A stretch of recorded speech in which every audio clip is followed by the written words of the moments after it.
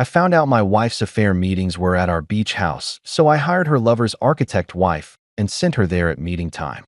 You know your marriage is circling the drain when your morning coffee costs more than your peace of mind.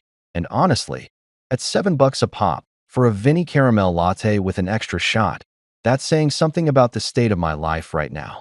I was sitting in my usual corner spot at Starbucks, the one by the window where I could watch people pretend their lives were together while I pretended mine wasn't falling apart, when my phone buzzed with that familiar Nest Cam notification.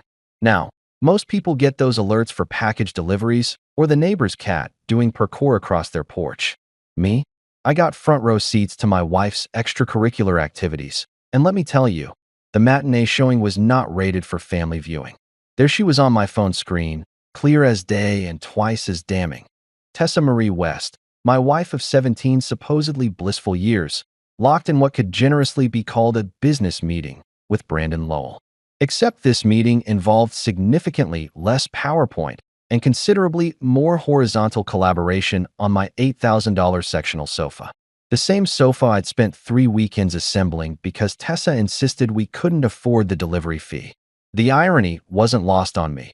I'd saved $200 on delivery only to watch my marriage get delivered straight to hell, free shipping included. Let me introduce myself properly since we're going to be spending some quality time together. I'm Logan West, 46 years old, mortgage consultant at First National Bank, owner of 2 pairs of dad jeans I refuse to throw away, and according to my Nest Cam's brutal honesty, world-class fool. I've got a receding hairline that I've made peace with, a 401k that's doing better than my marriage, and apparently, the observational skills of a decorative houseplant. 17 years of marriage, folks. 17 years of anniversary dinners, couples therapy sessions we probably should have taken more seriously, and family vacations where we smiled for photos while slowly becoming strangers who shared a mortgage. The kicker? Tessa's been networking every Thursday for the last 14 months. 14 months. That's 56 Thursdays of me eating leftover Chinese food alone, thinking my wife was out there grinding for her boutique consulting business. Turns out the only thing getting ground was my trust, my dignity, and apparently, my furniture's structural integrity. She'd come home around 9, always with the same routine: kiss on my forehead, complain about traffic, something about difficult clients, and then straight to the shower. I used to think she was just dedicated to her hygiene.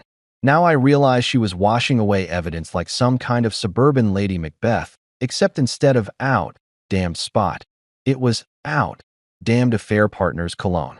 Brandon Lowell. Even his name sounds like it was designed by a committee of people who peaked in high school. He's a real estate agent, and I use that term loosely. With more hair gel than actual property listings, a spray tan that screams, I make poor life choices, and apparently, a complete disregard for things like morals, marriage vows, and basic human decency. I'd seen him at neighborhood barbecues, always with his wife Harper, always with that practiced smile that real estate agents perfect somewhere between their first open house and their first ethical compromise. He'd shake my hand, call me buddy, and compliment my grill technique while apparently planning to use my beach house as his personal romance novel setting. The audacity, ladies and gentlemen. The sheer, unmitigated audacity. But here's the thing about me that Tessa clearly forgot during her 14-month networking marathon. I'm not the yelling type. I'm not the guy who's going to throw his wedding ring in her face while ugly crying to a Nickelback song. No, I'm the quiet one, the methodical one, the guy who spent 22 years in finance learning that the best revenge isn't served hot or cold. It's served with spreadsheets, documentation, and the kind of calculated precision that would make an accountant weep with joy. I'm the let's take notes and ruin your life properly type. And brother, I was about to take some very detailed notes. I watched the camera feed for another 30 seconds, just to make sure I wasn't hallucinating from too much caffeine or finally having that stress-induced breakdown my doctor kept warning me about. Nope, still there, still very much happening.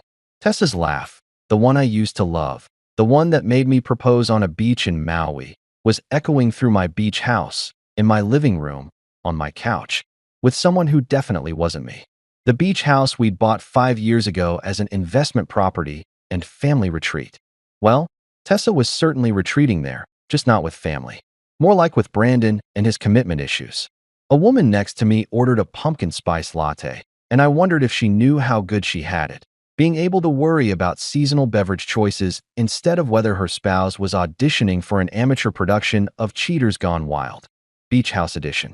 The barista called out another order. Some teenager grabbed his frappuccino, and life just kept moving forward like my world wasn't imploding in real time through a camera I'd installed for security purposes. Well, mission accomplished on the security front, I guess. I was very secure in the knowledge that my marriage was deader than disco. I took another sip of my overpriced latte and felt something shift inside me.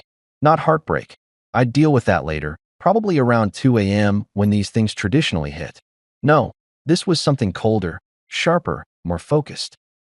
This was the feeling I got when I was about to close a particularly complicated mortgage deal, when all the pieces were finally falling into place. See, Tessa thought she was smart. She thought I was the oblivious husband, too busy with interest rates and loan applications to notice her elaborate Thursday routine. She thought wrong. I pulled out my laptop, opened a new document, and titled it Project Karma. Because if there's one thing finance taught me, it's that everything comes due eventually. Every loan gets paid back, every debt gets collected, and every cheating spouse gets exactly what they deserve. I just had to figure out how to deliver that particular invoice, and I was thinking it needed to come with interest. The emotional kind that compounds daily and destroys credit ratings, reputations, and the false sense of security that comes from thinking you're getting away with something. The Nest Cam notification disappeared from my screen, but the image was burned into my brain with the permanence of a bad tattoo. Tessa and Brandon probably thought they were being clever, sneaking around like teenagers, using our own property as their personal love shack. They had no idea that I'd been watching, learning, and documenting every single Thursday for the past 3 weeks since I'd accidentally discovered this little arrangement. Revenge is a dish best served cold, they say. But I was thinking more along the lines of serving it with a side of public humiliation and a garnish of poetic justice. I finished my latte, closed my laptop, and smiled at the barista on my way out. She smiled back, probably thinking I was just another middle-aged guy having a regular Thursday morning. If only she knew. Being in finance teaches you a lot of things, but the most valuable lesson is this: follow the money, and the money will tell you exactly where the bodies are buried. Except in my case, the bodies weren't buried. They were bouncing around on my beach house furniture every Thursday afternoon while I was approving home loans for honest people who actually deserve them. Tessa's money trail looked like something straight out of a Netflix crime documentary. The kind where the spouse is always the last to know and the detectives are all shaking their heads saying, "How did he not see the signs?" Well, detective work takes time, people, and I'd been busy actually working for a living instead of playing private investigator in my own marriage. I got home that Thursday evening before Tessa did, which gave me a solid 2 hours to do what I do best: create a spreadsheet that would make forensic accountants weep with admiration. I'm talking color-coded cells, pivot tables, conditional formatting, the works. I titled it Financial Discrepancies and Marital Fraud, a Comprehensive Analysis, because if you're going to document your wife's affair, you might as well do it with proper headers and footnotes. My Excel game has always been strong, but heartbreak apparently takes it to a whole new level. Who knew emotional devastation could be such a productivity booster? I started with our joint credit card statements from the past 14 months, and let me tell you, the patterns emerged faster than Brandon probably does during his little beach house sessions. Every Thursday, like clockwork, there were charges. Wine and design classes at some upscale art studio downtown, $430 a pop. $430 to paint while drinking wine that probably cost $12 at Total Wine. The math wasn't mathing, as the kids say, unless these classes came with life coaching, therapy, and a side of delusion. I'd been to wine and paint nights before. They're usually $30, maybe $50 if you're fancy. But $430? That's not a class. That's a cover story with a receipt. Then there were the boutique hotel stays, carefully labeled in our shared calendar as client strategy weekends. Client strategy. I had to hand it to Tessa. She was creative with her terminology. These weren't cheap motels off the interstate either. No, my wife had standards when it came to infidelity. We're talking the Riverside Inn, the Harborview Suites, places with thread counts higher than my blood pressure was about to be. Each stay averaged somewhere between $400 and $600. For strategy, Strategic adultery, apparently, requires luxury accommodations and room service. But the real chef's kiss, the piece of evidence that made me laugh so hard I almost choked on my leftover General Tso's chicken, was the Uber receipts. Multiple Uber rides to our own beach house. Our beach house that's 40 minutes away, that we own, that has two perfectly functioning cars in its garage. She was taking Ubers there, which meant she didn't want her car spotted in the driveway by nosy neighbors, or, I don't know, her husband who might randomly decide to check on the property. The subtlety was truly impressive. It's like robbing a bank and then Venmo requesting the getaway driver. Just monumentally stupid in a way that's almost admirable. I cross-referenced the Uber timestamps with her calendar entries, her text messages to me about working late, and the Nest Cam footage I'd been collecting. Everything lined up with the precision of a Swiss watch. If that Swiss watch was designed to tell you exactly when your marriage turned into a joke. Every Thursday, 2:30 p.m., Uber to the beach house. Every Thursday, 3 p.m., Brandon's Lexus pulling into the driveway. Every Thursday, 8:30 p.m., Uber back home. She even tipped the drivers well, which I guess is considerate when you're using ride-sharing services to facilitate an affair. Nothing says responsible adultery like a solid 5-star Uber rating. I needed to know more about Brandon, because up until this point, he was just some guy from the neighborhood barbecues, someone I'd shared small talk with about property values and whether the HOA was ever going to fix the community pool. I pulled up his real estate website, and oh boy, it was exactly what you'd expect. Professional headshot with too much teeth, testimonials that definitely came from his relatives, and a bio that used the word passionate 4 times in 2 paragraphs. Brandon Lowell, real estate professional. More like Brandon Lowell, professional homewrecker, but I guess that doesn't look great on business cards. His sales history was public record, and let me tell you, this guy was not exactly crushing it in the real estate game. In the past 18 months, he'd closed maybe 7 properties, which in our market is basically amateur hour. He was averaging 1 sale every 2.5 months. No wonder he had so much free time for Thursday afternoon activities. He barely had a career to interfere with his hobbies. His LinkedIn was even better, endorsements for negotiation skills and client relations. Well, he'd certainly negotiated his way into my marriage and maintained excellent client relations with my wife, so I guess those endorsements weren't entirely fraudulent. Then I found her, Harper Lowell, Brandon's wife, and this is where my finance brain started connecting dots like a conspiracy theorist with a cork board and unlimited red string. Harper wasn't just any wife sitting at home oblivious to her husband's activities. No, Harper Lowell was a legitimate, successful, award-winning architect who specialized in, and I am not making this up, coastal residential properties and beach house renovations.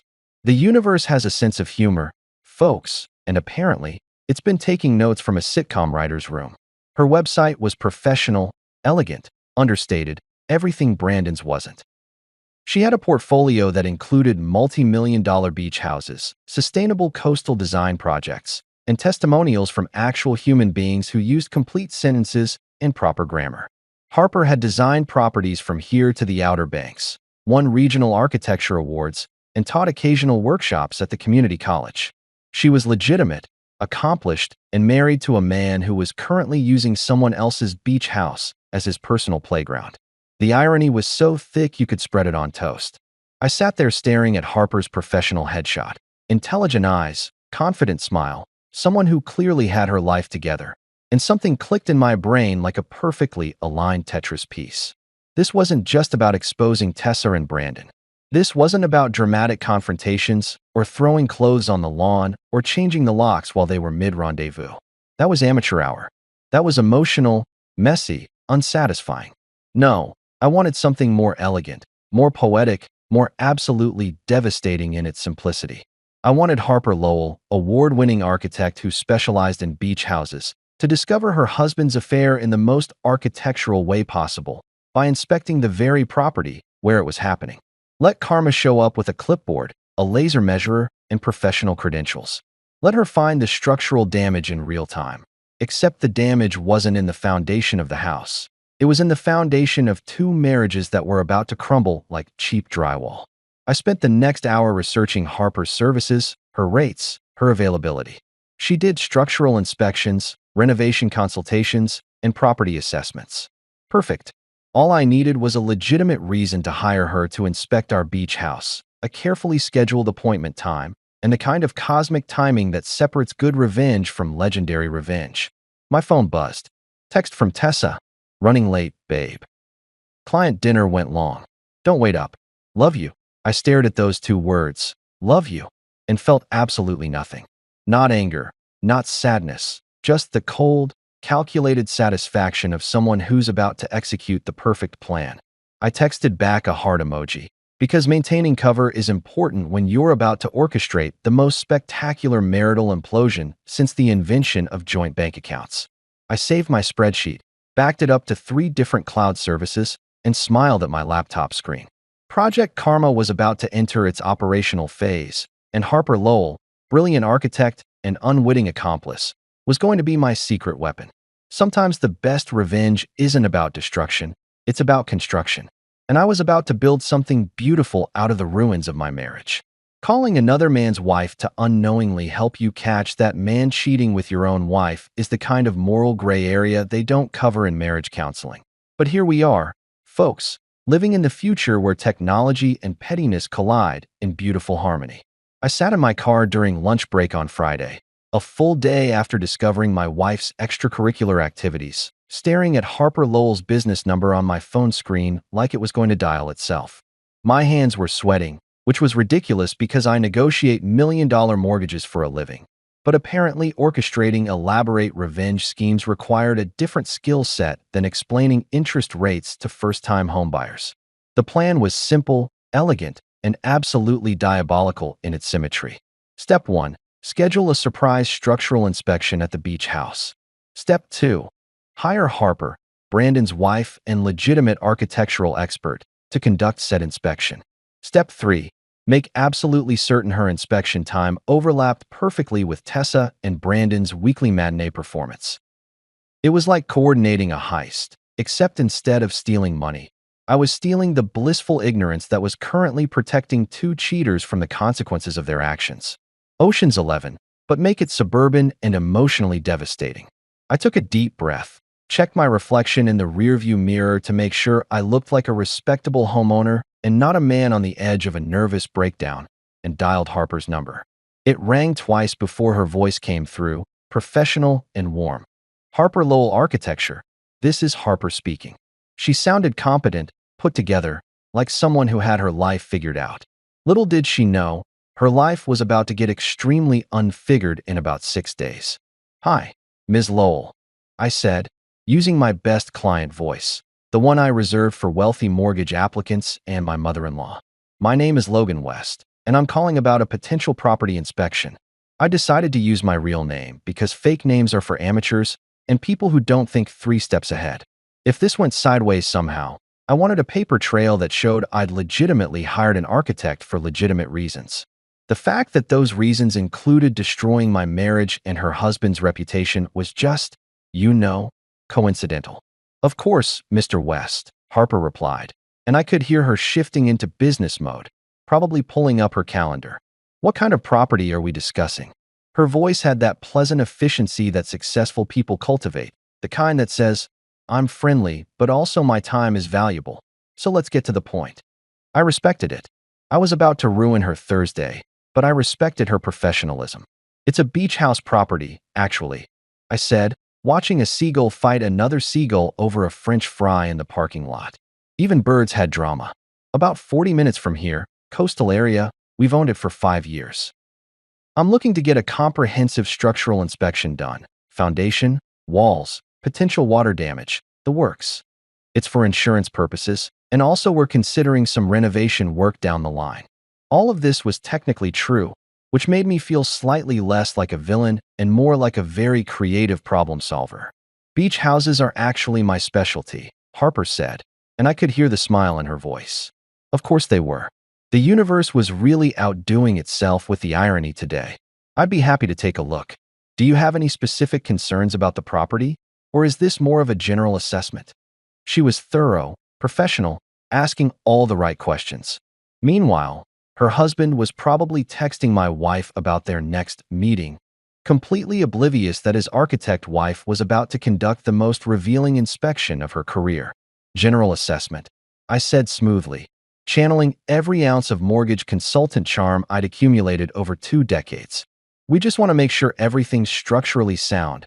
No hidden issues. You know how it is with coastal properties. Salt, air, moisture, potential foundation problems. Better to catch things early. I was laying it on thick, but Harper seemed to be buying it. Or maybe she was just good at customer service. Either way, we were getting to the important part. Absolutely. That's very prudent, Harper agreed. Let me check my availability. When were you thinking? This was it. This was the moment where my entire plan either came together or fell apart. I needed Thursday at 3 p.m., the exact time when Tessa and Brandon would be there, but I couldn't be too specific or it would sound suspicious. I had to let Harper suggest it, or at least make her think it was a mutual decision. I'm fairly flexible, I lied. I was the opposite of flexible. I needed Thursday at 3 p.m. or this whole thing was pointless. Sooner rather than later, though. Maybe sometime next week. I held my breath, listening to her scroll through what I assumed was her calendar app. The Seagulls had resolved their French fry dispute. One flew away victorious. I was hoping for a similar outcome. I have an opening Thursday afternoon, Harper said, and I swear I heard angels singing, or maybe it was just the espresso machine at the Starbucks across the street. Would 3 p.m. work for you? It would give me enough time to do a thorough inspection before the light starts fading. Thursday, 3 p.m., the exact time Tessa usually texted me her running late message. The exact time Brandon's Lexus pulled into the driveway. The exact time my marriage conducted its weekly charade. Thursday at 3 is perfect, I said, trying to keep the excitement out of my voice. Absolutely perfect. I gave her the beach house address, which she wrote down without any reaction. Why would she react? It was just another address, another beach house, another inspection. She had no idea it was her husband's personal adultery headquarters. I almost felt bad. Almost. But then I remembered the 14 months of lies, the $430 wine classes, and the Uber receipts, and my sympathy evaporated faster than my wife's integrity. We discussed her rates, $350 for a comprehensive inspection, which was actually reasonable and way less than what Tessa was spending on her fake art classes, and she asked a few more technical questions about the property size, age, and previous renovations. I answered everything honestly because, again, I'm not actually the villain here despite how this might look. I was just a man using architecture as a weapon of truth, which when you think about it, is pretty poetic. I'll send you a confirmation email with all the details, Harper said. And Mr. West? Thank you for choosing my firm. I'll make sure to give your property a thorough evaluation. Oh, Harper, you have no idea how thorough this evaluation is going to be. You're not just going to find structural damage. You're going to find moral damage, ethical violations, and your husband in a compromising position that no amount of architectural expertise can fix. Thank you, Ms. Lowell, I said. I really appreciate your professionalism. I have a feeling this inspection is going to be very revealing. The double meaning was lost on her, but I enjoyed it anyway. We said our goodbyes, and I hung up feeling like a chess grandmaster who'd just executed a perfect opening move. The pieces were in place. The board was set. Thursday at 3 p.m., Harper Lowell would walk into my beach house expecting to inspect walls and foundations, and instead she'd discover that the real structural damage was in her marriage. I sat in my car for another few minutes, letting the reality of what I'd just set in motion wash over me. In 6 days, everything would explode. In 6 days, Tessa and Brandon's little Thursday routine would be interrupted by the one person whose presence would destroy them both. And the beautiful part? I didn't have to do anything except make sure Harper had the gate code and knew where to park. My phone buzzed. Text from Tessa. Don't forget we have that neighborhood potluck tomorrow night. Can you pick up those cookies from Costco? The good ones, not the cheap ones. Love you. I stared at the message, at those casual demands and empty affection, and typed back. Got it. See you tonight. No heart emoji this time. I was saving my hearts for Thursday, when Harper walked through that door and discovered exactly what kind of man she'd married, and exactly what kind of woman I'd been married to. The Seagulls were back, fighting over a new prize. I watched them for a moment, then started my car and headed back to work. I had mortgages to approve, clients to call, and a completely normal life to maintain for 6 more days while my master plan counted down like a bomb with a very specific timer. Thursday at 3 p.m. The inspection of a lifetime. I couldn't wait. Thursday arrived with the kind of perfect weather that makes you believe in divine intervention or at least cosmic comedy. Clear blue skies, temperature in the mid-70s, light breeze coming off the ocean. It was the kind of day that belonged in a romantic movie montage, not a suburban revenge thriller. But here we are, folks, because the universe apparently decided that my wife's affair deserved premium production value. I'd taken a personal day from work, told my boss I had family matters to attend to, which was technically true if by family matters you mean watching my marriage implode via high-definition security camera while parked across the street like a divorced dad in a crime procedural. I'd positioned myself at 2:15 p.m., a full 30 minutes before showtime, because preparation is everything and also because I'm the kind of person who arrives at the airport 3 hours early even for domestic flights. My car was parked on the opposite side of the street, 3 houses down, with a perfect view of the beach house driveway, but far enough away that I wouldn't be immediately obvious to anyone pulling in. I'd brought supplies, laptop fully charged and connected to the Nest Cam feed, a Vinny Dark Roast from Starbucks, because if you're going to watch your marriage and you might as well be caffeinated, a pack of trail mix I wasn't going to eat because my stomach was doing gymnastics, and the emotional stability of a man about to live stream his own heartbreak for an audience of one. The neighborhood was quiet, almost eerily so. Mrs. Patterson from number 42 was walking her golden retriever, completely oblivious that she was strolling past ground zero of what was about to become the most talked about scandal in our community since the HOA president got caught embezzling dues to fund his cryptocurrency addiction.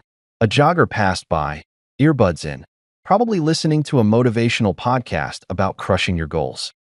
My goal was to crush my wife's affair with surgical precision, so I guess we were both being productive with our Thursday afternoon.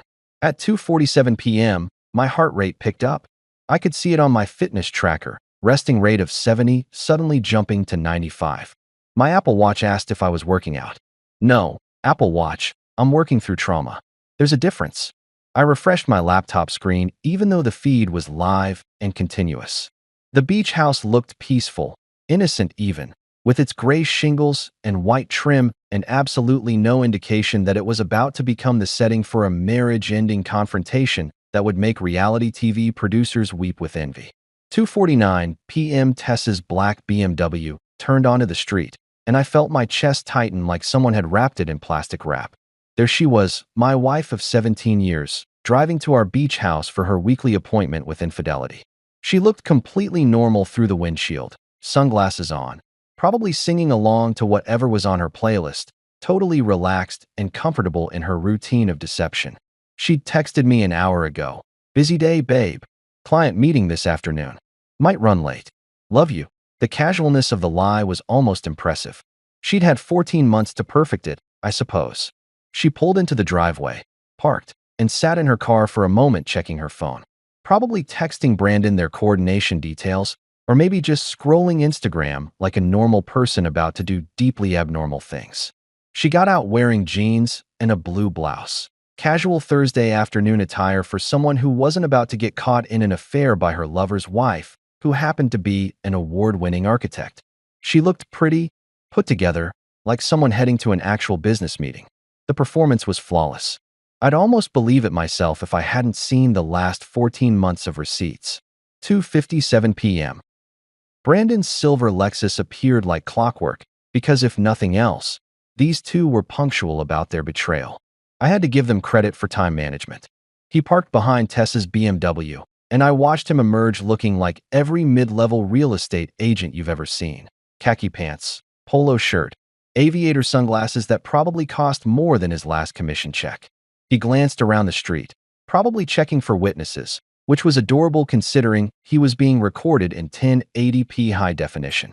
Amateur hour, buddy. Absolute amateur hour. He walked up to the door with the confidence of a man who thought he was getting away with something, which technically he had been for over a year, so I couldn't blame him for the swagger. Tessa opened the door before he could knock. She'd been watching for him, clearly, and they disappeared inside together. The door closed. 3 p.m. exactly. They were nothing if not consistent. I switched my laptop to the interior camera feed.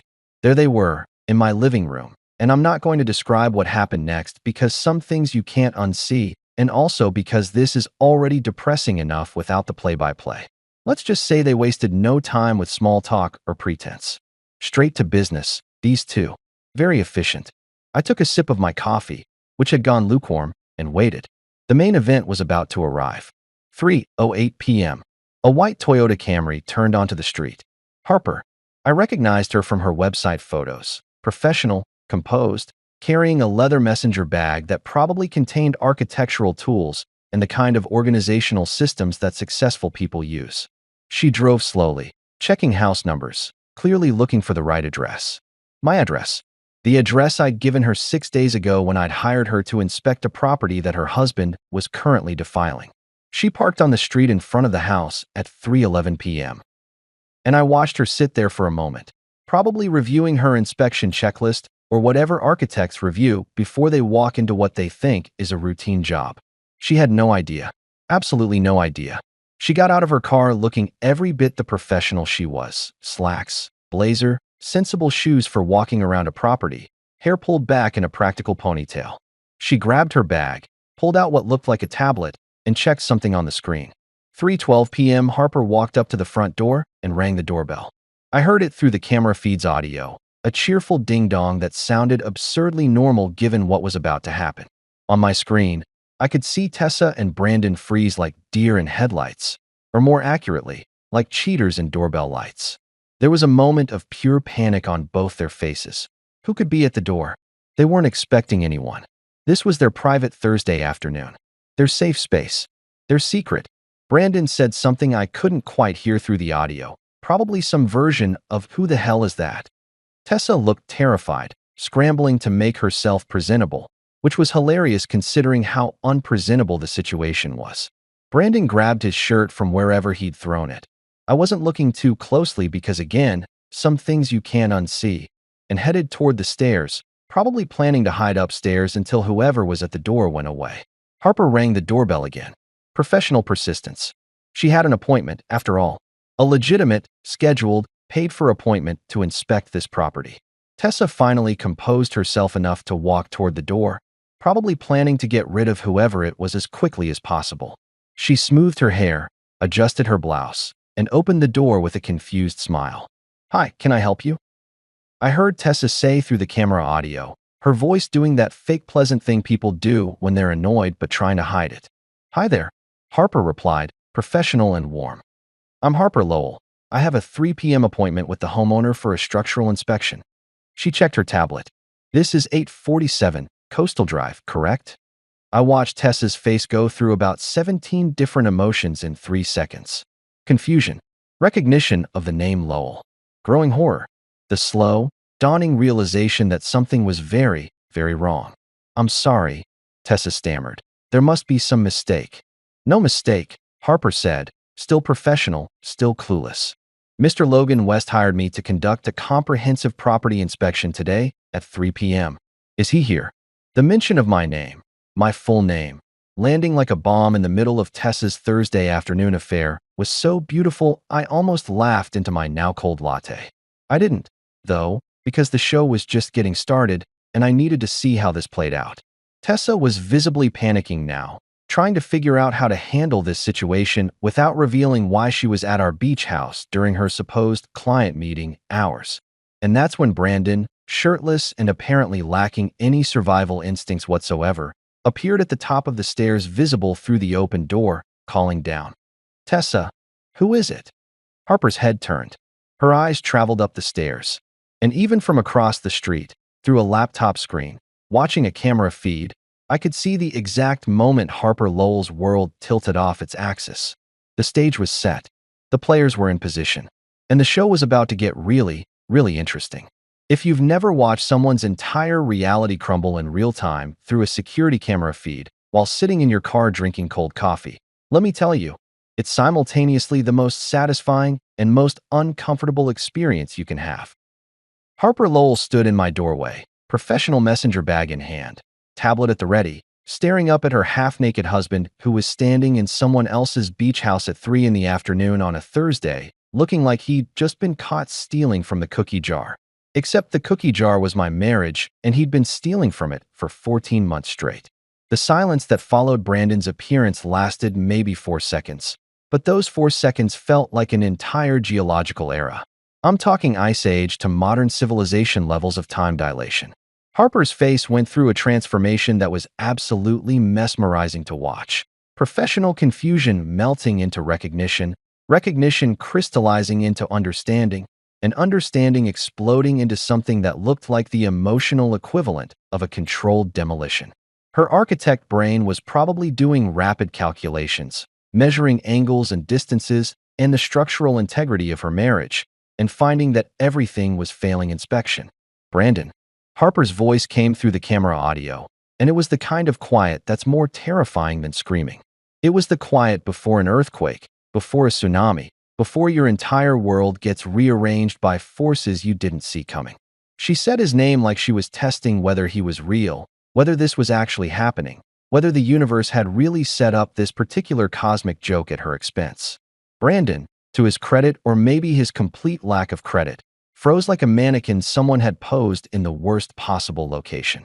He was shirtless, which is already not a great look when your wife discovers you somewhere unexpected, but he was shirtless in that specific just got caught doing something you shouldn't way that's impossible to explain away. His mouth opened and closed like a fish that had just realized it was no longer in water, and his brain was clearly blue screening, trying to load an explanation that didn't exist in any reality where physics and logic still applied. Tessa, standing at the door between Harper and her own destruction, looked like she wanted the earth to open up and swallow her whole. Her face had gone from healthy California tan to the color of uncooked bread dough, and I could see her hands shaking even through the camera feed.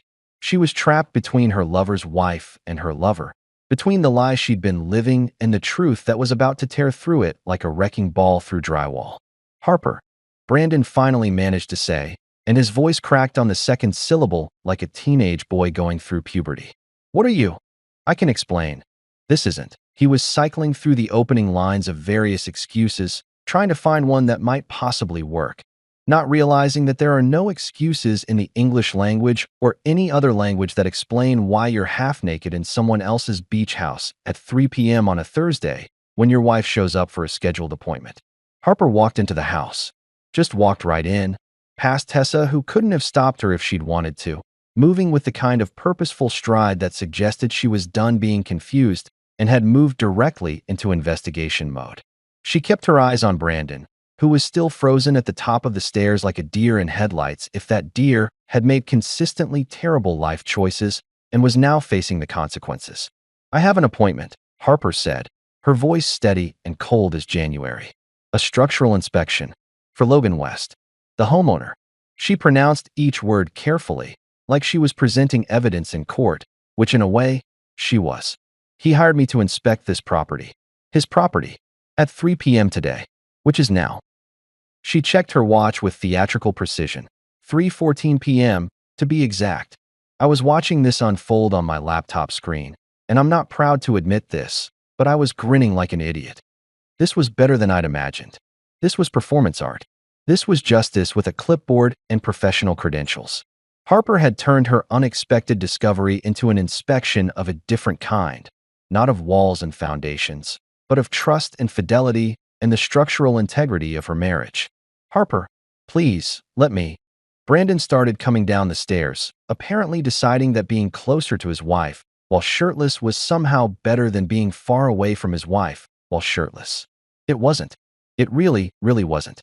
He looked like he was walking toward his own execution, and in a way, he was. The execution of his marriage, his reputation, his comfortable lie of a life. Where's your shirt, Brandon? Harper asked, and the question was so calm, so clinical, that it was more devastating than any screaming could have been. She wasn't asking because she didn't know. She was asking because she wanted to hear him try to explain it. She wanted to watch him squirm. I respected the hell out of that approach.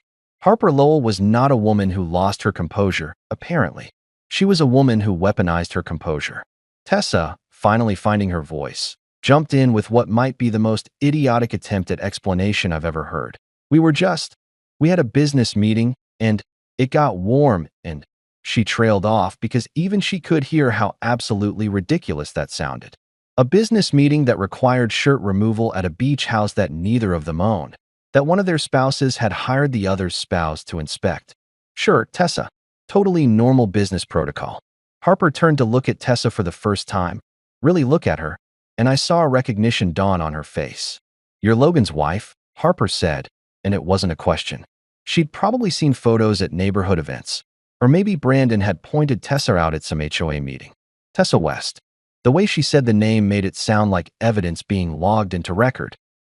"I can explain," Tessa whispered, which was hilarious because she absolutely could not explain. There is no explanation for this. None. Zero. You can't explain away 14 months of Thursday afternoon affairs just because you finally got caught. "I think I've found the crack in the foundation," Harper said, and her voice was sharp enough to cut glass. She was still standing there with her professional bag and her tablet, still technically on the job, but the job had shifted from inspecting property to inspecting the ruins of two marriages.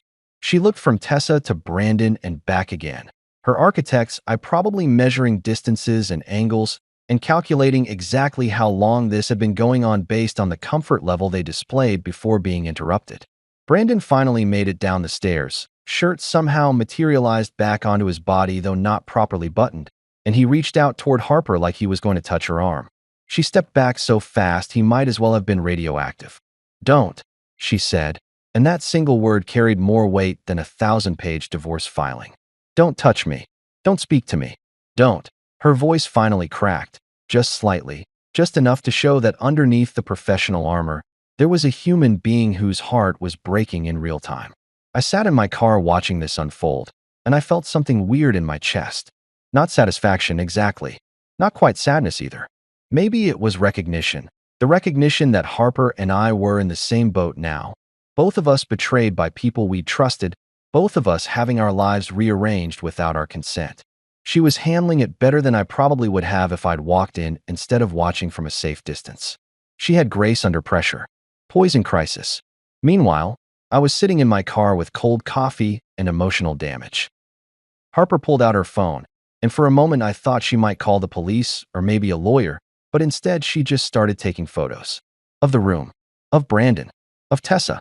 Documenting everything with the thoroughness of someone who understood that evidence matters, that documentation is everything, that you need receipts when you're about to blow up your life and rebuild it from scratch. "I'm leaving," Harper announced, still calm, still controlled. "I'm going to my car. I'm going to drive away. And when I get home, Brandon, I want you to think very carefully about what you're going to say to me, because whatever comes out of your mouth needs to be the truth. The whole truth. How long? How many times, and why?" She looked at Tessa. "You should probably call your husband. Tell him his inspection is complete. I found significant structural damage. Catastrophic, actually. The kind that can't be repaired." And with that, Harper Lowell, award-winning architect and newly minted member of the Betrayed Spouses Club, walked out of my beach house with her head high and her dignity intact, leaving behind two people who looked like they'd just survived a natural disaster but hadn't quite processed the extent of the damage yet. I watched her get in her car, sit there for a moment with her head on the steering wheel, and then drive away. My phone buzzed. Text from Harper. "We need to talk." "Coffee." I texted back. "Absolutely." "When?" "Now." I started my car and followed her direction to the nearest cafe, leaving Tessa and Brandon to deal with the wreckage of their Thursday afternoon. The show was over, but the real work was just beginning. The cafe Harper chose was one of those aggressively hipster places where the baristas have tattoos of literary quotes and the coffee costs more than a tank of gas. But honestly, after watching your spouse's affair implode in real time, you're not really in a position to be picky about ambience. I walked in 10 minutes after Harper's text, scanning the room until I spotted her in a corner booth, sitting with the kind of rigid posture that suggested she was holding herself together through sheer force of will and possibly spite. She'd ordered already. There were 2 cups on the table, which meant she'd either predicted I'd want coffee or she needed 2 cups for herself, and honestly, both options were valid. I slid into the booth across from her, and we just looked at each other for a moment. 2 strangers who'd become unwilling members of the same terrible club. The Betrayed Spouses Association, unofficial chapter of people whose partners couldn't keep it in their pants. We should get jackets. Maybe a newsletter. I opened my mouth to say something. What? I don't know. Maybe thanks for coming or sorry about your marriage. But Harper beat me to it. So, Mr. West, she said, and her voice was eerily calm. The kind of calm that comes before an emotional nuclear strike or a really devastating Yelp review. How long have you known? She wrapped her hands around her coffee cup like she was trying to absorb its warmth, or maybe just trying to keep her hands occupied so she wouldn't throw something. Her eyes were dry, sharp, focused. This was a woman who'd spent the last 15 minutes processing betrayal at the speed of light and had emerged on the other side with questions and a game plan. 14 months, I said, watching her face for a reaction. Give or take. I found out about 3 weeks ago, but the affair itself has been going on for 14 months. Every Thursday. Like clockwork. Very punctual betrayal, if nothing else. I took a sip of the coffee she'd ordered for me. Black, no sugar, which was either a lucky guess or she'd somehow intuited that I was the kind of person who took his coffee as bitter as his current emotional state. You? I asked, even though I knew the answer. We both knew the answer. She'd found out approximately 45 minutes ago when her husband appeared shirtless in a beach house he had no business being in, with a woman he definitely had business not doing business with. About 14 minutes, Harper said, and she laughed, except it wasn't a real laugh. It was the kind of sound people make when the alternative is screaming or crying or driving their car into the ocean. Well, technically I've known for 42 minutes, but who's counting? Oh wait, I am. I'm counting everything now. Every late night at the office, every weekend showing that ran long, every time he said he was networking. Turns out he was networking just horizontally, with your wife, in your beach house, on what I assume is very expensive furniture. $8,000 sectional, I confirmed. Took me 3 weekends to assemble because Tessa said we couldn't afford the delivery fee. The irony is not lost on me. I pulled out my phone, pulled up the spreadsheet I'd been maintaining like it was my second full-time job. I have documentation. A lot of it. Receipts, timestamps, Uber records, credit card statements going back 14 months. I'm in finance, so I'm very good at following money trails, and Tessa's money trail has been screaming affair louder than a car alarm at 3 a.m. Harper leaned forward, and for the first time since I'd walked in, I saw something other than shock in her eyes. I saw interest. Professional interest. The same look she probably got when examining a particularly challenging architectural problem. Show me, she said. Not a request. A demand. This woman was done being passive. Done being the person things happened to. She was ready to be the person who made things happen, and I respected the hell out of that energy. I turned my laptop around, walking her through the spreadsheet of doom. Column A, dates. Column B, Tessa's calendar entries, all labeled things like client strategy session and networking event. Column C, actual expenses, cross-referenced with our joint credit card. Column D, Uber receipts to and from the beach house. Column E, timestamps from the Nest Cam showing arrivals and departures. It was color-coded. It had graphs. It had pivot tables. It was the kind of spreadsheet that would make an accountant weep with joy and a cheating spouse weep with recognition that they'd been caught by someone with way too much time and Microsoft Excel proficiency. Harper studied it like she was reading blueprints, her finger tracing down the columns, her architect brain probably cataloging and organizing information with the same precision she used for building designs. Wine and design classes, she read aloud. $430 each. That's not a class. That's a cover story with a luxury price tag. She scrolled further. Boutique hotels. The Riverside Inn. I know that place. Brandon and I stayed there for our anniversary 3 years ago. He took your wife there. He has a type. I offered, trying for dark humor and not quite landing it. Apparently that type is married women in beach houses. Harper didn't laugh, but her mouth twitched like she appreciated the attempt. She kept scrolling through my evidence, and I could see her mental wheels turning, processing, calculating. I have my own documentation now, Harper said, pulling out her tablet and opening it to reveal photos she'd taken at the beach house. Brandon, shirtless and panicked. Tessa, looking like she wanted to disappear into the floorboards.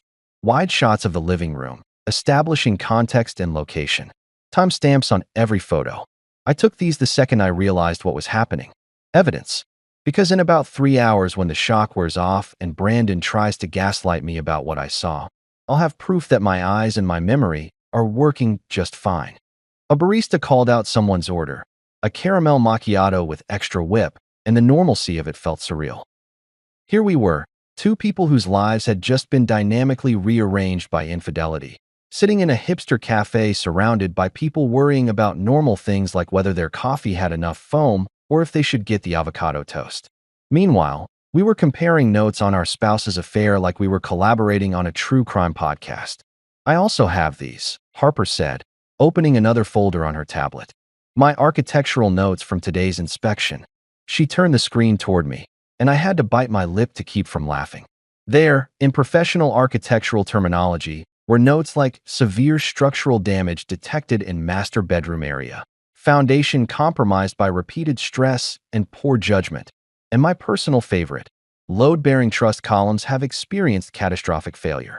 Recommend complete demolition and rebuild. You're amazing, I said, and I meant it. This woman had discovered her husband's affair less than an hour ago and had already weaponized her professional expertise into documentation that was both technically accurate and emotionally devastating. That's the most beautiful thing I've ever read, and I approve mortgages for a living, so I've read a lot of technical documents.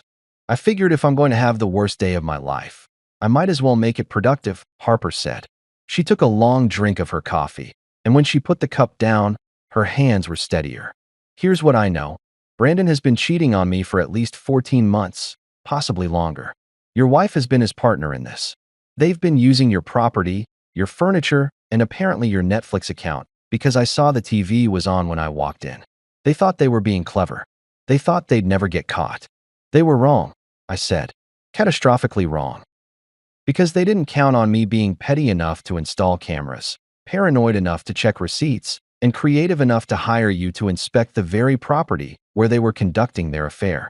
And they definitely didn't count on you being professional enough to show up exactly on time for an appointment and composed enough to document everything when you found them. We make a good team, Harper observed, and there was something almost warm in her voice now. Not happy. We were both too freshly wounded for happy, but something like recognition. Like finding out you're not alone in the terrible thing that's happening to you. Like discovering that someone else understands the specific brand of betrayal you're experiencing. Two betrayed people in a caffeine-fueled support group. We should probably have membership cards. I was thinking jackets, I said. Maybe a secret handshake. This time Harper did smile. Just a little. Just enough to remind me that underneath the shock and pain and professional composure, there was a human being trying to process an impossible situation with grace and dark humor. We sat there for another moment, two strangers united by infidelity and really good coffee, and I realized something. This wasn't over. Not by a long shot. We'd exposed the affair, sure. We'd caught them in the act. But exposure wasn't enough. Catching them wasn't enough. We both knew, though neither of us had said it yet, that this was just the beginning. So, Harper said, finishing her coffee and looking at me with eyes that had gone from shocked to calculating. What's next? I smiled. It wasn't a nice smile. It was the smile of someone who'd been documenting and planning for 3 weeks and was ready to move from reconnaissance to execution. Now, I said, it gets fun. Revenge, I've learned, is best served family style with a side of mashed potatoes and the kind of social pressure that makes people squirm in their seats like they're sitting on hot coals disguised as dining chairs.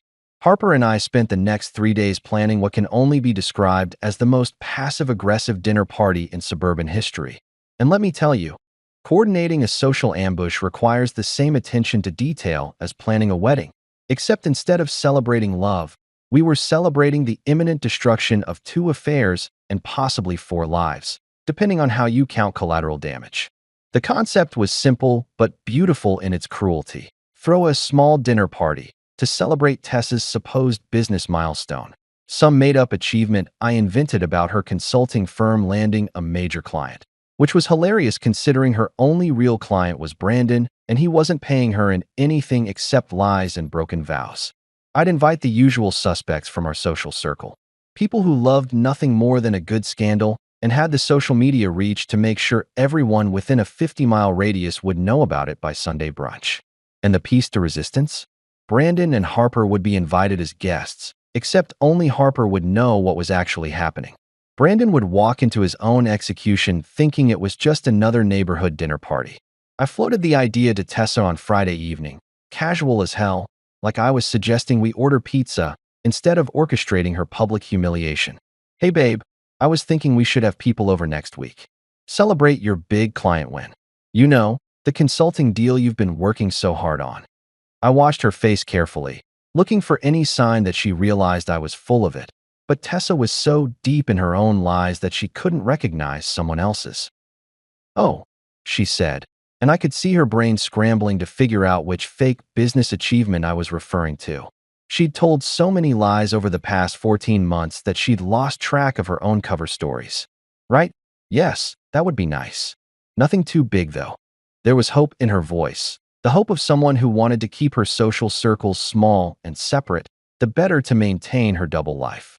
Small and intimate, I assured her, already mentally drafting the guest list that would be anything but small and definitely not intimate in the way she was hoping. Just neighbors, maybe some of your work friends, couple of people from my office. Keep it around 15, 20 people max.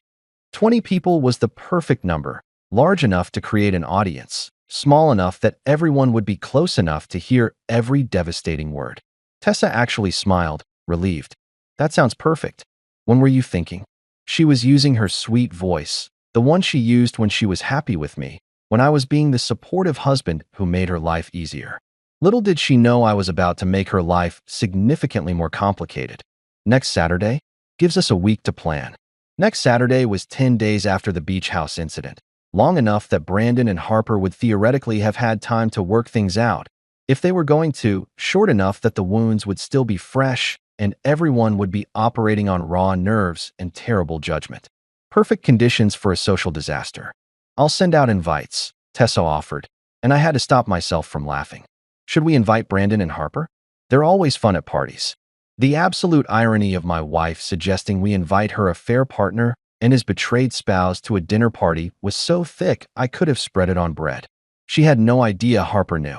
No idea that I knew.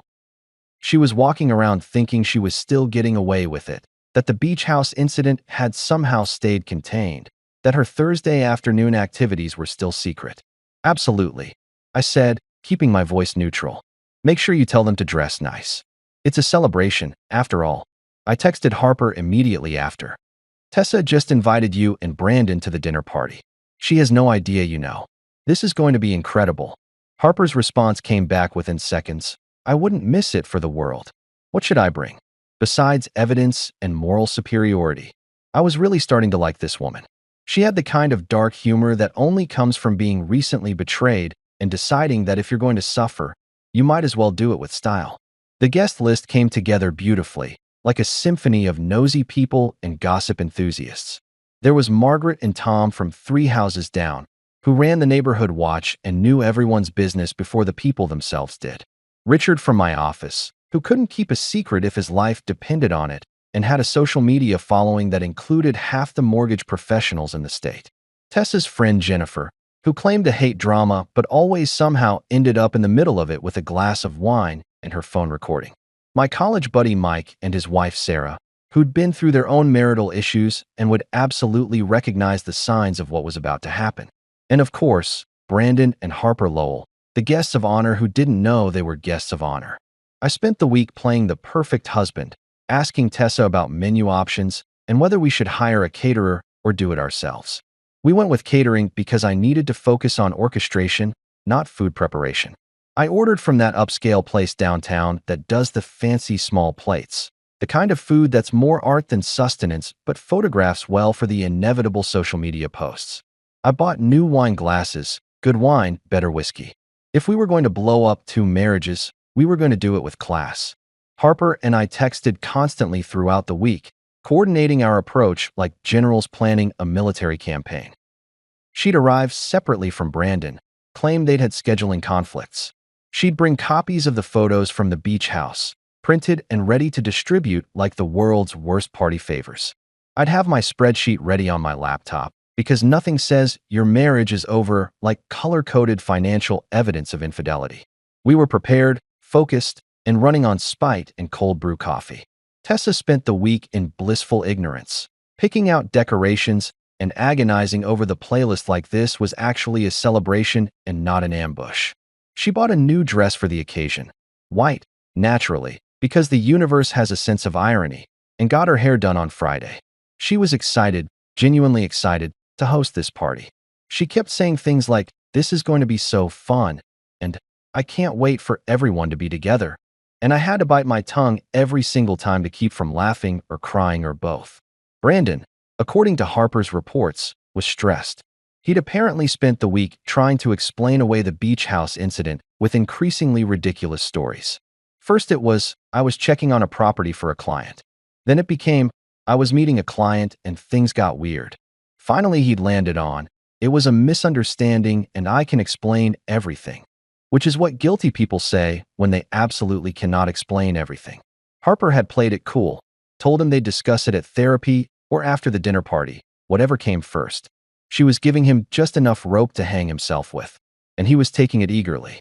Saturday arrived with perfect weather, mid-60s, clear skies, the kind of evening that belonged in a lifestyle magazine spread about successful suburban living. I spent the afternoon setting up, arranging chairs, making sure the catering was on schedule, testing the sound system I'd rented for the occasion. Yes, I'd rented a sound system for a dinner party. When you're planning to publicly expose an affair, you want to make sure everyone can hear. At 6 p.m., guests started arriving. Margaret and Tom came first, armed with a bottle of wine and enough curiosity to power a small investigation. Richard showed up with his wife, both of them dressed like they were attending a wedding instead of a dinner party, which was appropriate given that they were actually attending two marriage funerals. Jennifer arrived alone, already on her second glass of wine from pre-gaming, her phone charged and ready to document whatever she sensed was about to happen. At 6:47 p.m., Brandon's Lexus pulled up. He got out alone, looking nervous, checking his phone repeatedly like he was expecting a last-minute pardon from the governor. He was wearing a blazer and jeans, the real estate agent's uniform, and his hair had so much product in it that it could probably survive a Category 5 hurricane. He walked up to the door with the expression of a man heading to his own execution, but hoping maybe it was just a friendly barbecue. At 6:52 p.m., Harper's Camry appeared. She parked, sat in her car for a moment collecting herself, and then emerged looking like she'd stepped out of a magazine spread about powerful women who don't take shit from anyone. Black dress, perfect hair, heels that could double as weapons, and a smile that would make a shark nervous. She caught my eye as she walked up, gave me the tiniest nod, and I knew. We were ready. Tessa greeted everyone at the door, playing the perfect hostess in her white dress and gilt. She hugged Harper like they were friends, completely oblivious that Harper knew exactly what she'd been doing every Thursday for over a year. She waved at Brandon like he was just another neighbor, not the man she'd been systematically betraying her marriage with in coastal real estate. By 7 p.m., everyone was here, drinks were flowing, and the energy in the room felt like the moment before a storm breaks. Harper looked at me across the room. I nodded. It was showtime. Dinner started with the kind of polite small talk that makes you wonder if humans actually evolved to communicate or just to fill awkward silences with observations about the weather and compliments about casserole dishes nobody really cares about. Margaret was going on about the new stop sign the HOA finally approved after 18 months of debate, which apparently was the most exciting thing to happen in our neighborhood since someone's teenager egged the mailboxes last Halloween. Richard was explaining mortgage rate fluctuations to anyone who'd listen, which was nobody, but that didn't stop him because finance people are legally required to talk about interest rates at social gatherings. Tessa was in full hostess mode, making sure everyone had drinks and appetizers, playing her role so perfectly that I almost felt bad about what was coming. Almost. Brandon sat at the far end of the table looking like a man who'd accidentally shown up to his own surprise intervention, checking his phone every 30 seconds and doing that thing where you laugh at jokes a half-second too late because you're not actually listening to the conversation. Harper sat across from him, serene and composed, sipping her wine with the kind of calm that comes right before you execute a plan that's going to ruin several people's evening and possibly their entire lives. She caught my eye once during the salad course, Caesar salad that nobody was eating because people don't actually eat at dinner parties, They just push food around their plates while judging everyone else's life choices, and gave me a look that said, "Ready when you are." I was ready. I'd been ready since Thursday when I watched my marriage implode via security camera. I'd been ready since I discovered 14 months of receipts and lies and Uber rides to my own property. Hell, I'd probably been ready since the first time Tessa came home from a networking event, smelling like cologne that wasn't mine, and I believed her story about hugging a client goodbye. But timing is everything in revenge, just like in comedy, and I needed to wait for the perfect moment when everyone was relaxed enough to be shocked, but not drunk enough to miss the details. That moment came during the main course, some kind of herb-crusted salmon situation with roasted vegetables that looked like they belonged on a cooking show, when Jennifer, already 3 wines deep and operating with zero social filter, said something that handed me the perfect opening on a silver platter. "Tessa, this is lovely, but what are we actually celebrating? You've been so mysterious about this big client deal." Jennifer was grinning like she'd asked an innocent question, but I knew better. Jennifer could smell drama the way sharks smell blood in the water, and she'd been circling all evening waiting for something interesting to happen. Tessa laughed, that practiced laugh she'd perfected over 17 years of marriage, and started to launch into some fabricated story about consulting contracts and business development. But before she could get 3 words out, Harper set down her wine glass with just enough force to make it click against the table, and suddenly every eye in the room was on her, because people have a sixth sense for when shit's about to get interesting. "Tessa," Harper said, and her voice was smooth as butter and sharp as a knife, "I'm curious about something. How's the beach house renovation going? You and Brandon have been spending so much time there together. I figured you must be making real progress on the property." The words hung in the air like a grenade with the pin pulled, and I watched Tessa's face go through about 15 different expressions in 2 seconds flat. Confusion gave way to panic. Panic gave way to forced casual smile. And forced casual smile gave way to the slow, dawning horror of someone realizing they've just been called out at a dinner party with 20 witnesses. Brandon dropped his fork, literally dropped it onto his plate with a clatter that sounded like a gunshot in the suddenly silent room. Margaret leaned forward like she was watching the season finale of her favorite show. Richard stopped talking about mortgage rates mid-sentence, which might have been the first time in recorded history that had ever happened. Jennifer pulled out her phone so fast I'm surprised she didn't get whiplash. "I don't." "What are you?" Tessa stammered, and I almost felt bad for her except I didn't because she'd been lying to me for over a year and I'd spent 3 weeks planning this exact moment. She looked at me for help, those big eyes that used to make me want to protect her now, just making me want to laugh at the audacity of thinking I was going to save her from consequences she'd spent 14 months earning. I decided it was my turn to contribute to the conversation, so I leaned back in my chair with the kind of casual energy that suggested I was just making normal dinner party small talk and not detonating 2 marriages in front of an audience.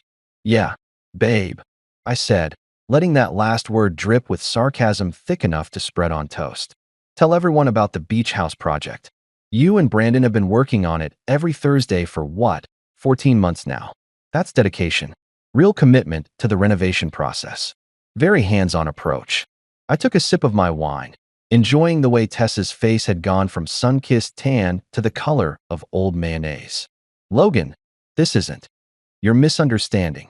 Tessa tried, but her voice was shaking and everyone at the table could hear it. Everyone could see it. This wasn't a misunderstanding, and we all knew it. This was the main event, the moment they'd all sensed was coming since the salad course, and nobody was leaving until they got the full show. Harper pulled out a manila envelope from her purse with the theatrical timing of a lawyer in a courtroom drama, and I loved her a little bit in that moment for being so perfectly, devastatingly prepared. "I have photos," Harper announced to the room, her voice clear and steady. "From last Thursday, when I was hired, by Logan, actually, to conduct a structural inspection of his beach house at 3 p.m. Imagine my surprise when I showed up to find my husband there. Shirtless." She paused, letting that word land like a bomb. "With Tessa, also in various states of undress, on what I'm told is a very expensive sectional sofa. $8,000, I confirmed helpfully. Took 3 weekends to assemble." The room exploded. Not literally, but close. Margaret gasped so loud it probably registered on the Richter scale. Tom grabbed his wife's arm like he needed physical support to process what he was hearing. Richard's mouth fell open and stayed that way, and Sarah pulled out her phone to join Jennifer in what was rapidly becoming a live documentation of the social event of the decade. Mike just stared at me with an expression that clearly said, "Dude, you're my hero," mixed with, "I'm so glad this isn't happening to me." Harper started pulling photos out of the envelope, laying them on the table like she was dealing cards in the world's worst poker game. The next morning, I woke up to 847 text messages, 63 missed calls, and the distinct sensation that my life had become a case study in how to weaponize a dinner party. My phone had been buzzing so consistently throughout the night that I'd eventually turned it off around 2 a.m., but apparently the internet doesn't sleep when there's a scandal to dissect. And oh boy, was there a scandal to dissect. Jennifer and Sarah's live streams had been viewed over 50,000 times by Sunrise, which meant that somewhere between the salad course and Harper's dramatic exit, my marital implosion had gone viral in that specific way that suburban drama always does. Fast, messy, and with more commentary than a sports broadcast. I made coffee, because what else are you supposed to do when your marriage ends and the entire town knows about it? And scrolled through the messages with the kind of morbid fascination usually reserved for watching car crashes or reading your own Yelp reviews.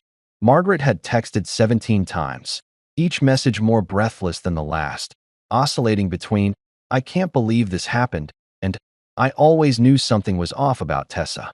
Richard from work had sent a message that just said, "Dude," followed by 5 fire emojis and a link to his Facebook post about the dinner party, which had 342 shares and counting. My college buddy Mike had texted, "That was the most legendary thing I've ever witnessed. You're buying drinks for the rest of your life. Also, you okay?" At least someone asked if I was okay. I wasn't okay, for the record, but I wasn't not okay either. I existed in this weird liminal space between vindicated and devastated, between satisfied that justice had been served and sad that my 17-year marriage had ended at a catered dinner party in front of an audience that was currently turning it into content. But I'd chosen this. I'd orchestrated this. And if I was going to feel feelings about it, I'd do that later, probably around 3 a.m. for the next several months when these things traditionally ambush you. Tessa had apparently left at some point during the night. I'd fallen asleep on the couch around midnight after answering the same questions from concerned friends approximately 40 times, and when I checked the bedroom, half her closet was empty. Not all of it, just the essential half, which meant she'd grabbed what she needed for immediate survival and fled like someone evacuating a natural disaster. Her toiletries were gone from the bathroom. Her laptop was missing from the office. The divorce books she'd hidden under her side of the bed. Yeah, I'd found those weeks ago, were also gone, which suggested she'd been planning her exit strategy even before the dinner party forced her hand. She'd left a note on the kitchen counter, because of course she had. It was written on our fancy letterhead stationery, the kind we'd bought for thank you notes and never used, because who actually writes thank you notes anymore? Logan. It started, which was already not a great sign because she usually called me babe or honey, and using my actual name suggested she'd shifted into lawyer mode. "I need space to process everything. I'm staying with Jennifer temporarily. We need to talk, but not yet. I'm sorry you found out this way. I never meant to hurt you." The note was short, clinical, and completely devoid of actual accountability. She was sorry I found out this way. Not sorry for the affair itself. Not sorry for 14 months of lies. Just sorry that her carefully constructed deception had been demolished at a dinner party with witnesses and photographic evidence. I crumpled the note and threw it in the trash, which felt appropriately symbolic even if it accomplished nothing practical. Then I called my lawyer, Stan Morrison, who I'd hired 2 weeks ago when I'd first confirmed the affair and started planning for exactly this scenario. Stan was old school, the kind of divorce attorney who'd seen everything twice and was impressed by nothing, which made him perfect for handling situations that involved spreadsheets, security camera footage, and public humiliation as a legal strategy. "I saw the videos," Stan said when he answered, which apparently was how we were starting this conversation. "Your dinner party made it to my daughter's TikTok feed. She's 16. You've achieved cross-generational virality. Congratulations, I think." He sounded amused, which was better than judgmental. "But more importantly, you've documented everything perfectly. The affair, the financial deception, the use of marital assets for extramarital activities, It's a divorce lawyer's dream. We can move forward whenever you're ready." "I'm ready," I said, surprising myself with how true that was. I'd been ready since Thursday at the beach house. Maybe I'd been ready since the first time Tessa lied about where she was going, back before I knew it was a lie, but some part of me suspected anyway. "File the papers. Let's get this over with." Within 48 hours, the entire town knew about the beach house scandal, which was apparently what people were calling it now, like it was a political controversy or a reality TV episode. Brandon's real estate career tanked faster than the Titanic. Harper's one-star review had been followed by an avalanche of people who suddenly remembered unprofessional behavior or questionable ethics, and his brokerage had quietly removed him from their website by Tuesday. His LinkedIn profile went dormant. His for-sale signs started disappearing from yards. The guy had gone from marginally successful real estate agent to social pariah in under 72 hours, which might be a record. Tessa moved out officially by the end of the week. Technically for space, practically for survival, because staying in our house after what happened would have required a level of shamelessness even she couldn't muster. She came by when I was at work, packed the rest of her things, and left her key on the counter next to another note that I didn't read because honestly, what else was there to say? Our marriage was over. The divorce papers were filed. Her lawyer had already contacted Stan with a list of demands that suggested she thought she deserved something other than exactly nothing, but Stan had laughed and said we'd be fine. Downtown loft that she'd apparently been eyeing for months. Silver lining to marital collapse, I guess. And threw herself into her work with the kind of intensity that suggested architecture was cheaper than therapy and more productive than day drinking. We texted occasionally, updates on our respective divorce proceedings, dark jokes about starting a support group for people whose spouses had terrible judgment and worse timing. She got her settlement, the house, Brandon's half of their savings, and probably his dignity, though that wasn't explicitly listed in the legal documents.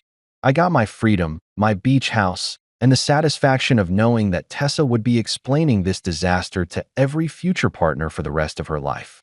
I took a week off work, which Stan recommended and my boss enthusiastically approved after the dinner party videos made their way through the office. I spent it cleaning house, literally, throwing away everything that reminded me of Tessa, and figuratively, setting up new bank accounts and changing passwords, and doing all the administrative work that comes with disentangling a 17-year marriage. It was tedious. It was necessary. And somewhere around day 4, when I was boxing up wedding photos and wondering what you're supposed to do with physical evidence of promises people break, I realized something. I felt lighter. Not happy, not yet, but lighter. Like I'd been carrying weight I didn't know I was carrying, and someone had finally taken it off my shoulders. Revenge hadn't felt bitter. It felt balanced, like interest finally collected on a debt that had been accumulating compound penalties for over a year. Justice with a side of public humiliation and legally binding consequences. It felt, weirdly enough, like peace. Months later, I still visit the beach house on Thursdays, which probably sounds like I'm stuck in some kind of trauma loop, returning to the scene of the crime like a detective who can't let go of a cold case. But here's the thing. It's my damn beach house. I paid for it, and I'll be damned if I let Tessa and Brandon's poor life choices ruin my favorite piece of real estate. So yeah, every Thursday around 3 p.m., I drive out there with my laptop, a good book, and zero emotional baggage about what used to happen in that living room. I had the sectional professionally cleaned, twice, and honestly, it's fine now. Everything's fine. I'm fine.